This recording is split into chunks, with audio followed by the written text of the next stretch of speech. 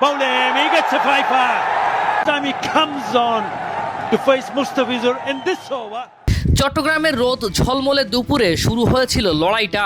দিনের আলোয় উইকেটে তেমন কিছু না থাকলেও বল হাতে নামার পর পুরো দৃশ্যটাই বদলে দিলেন। কাটার আর স্লোয়ারের মায়াজালে কিউই ব্যাটাররা যেন বারবার পথ হারাচ্ছিল। অনেকদিন পর আবারও দেখা গেল সেই চেনা ফিজ ম্যাজিক। পাকিস্তান সুপার লিগ ছেড়ে জাতীয় দলে যোগ দিয়েও প্রথম 2 ম্যাচে চোটের কারণে মাঠে নামা হয়নি, কিন্তু সিরিজ নির্ধারণী শেষ ম্যাচেই ফিরলেন দারুণভাবে। 9 ওভারে 43 রান, 5 উইকেট। সংখ্যার চেয়েও বড় ছিল তার প্রভাব, যেটা ম্যাচের মোড় ঘুরিয়ে দিয়েছে। প্রায় 7 বছর পর ওয়ানডেতে আবার ফাইফার।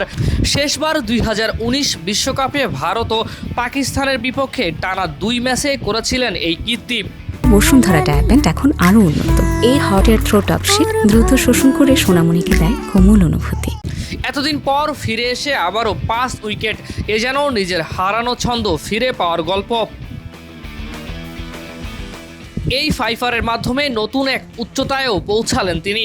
ওয়ানডেতে বাঁহাতি পেসারদের মধ্যে ষষ্ঠবার 5 উইকেট শিকার করে ছুঁয়ে ফেলেছেন ওয়াসিম আকরাম ও ট্রেন্ট বোল্টের রেকর্ড।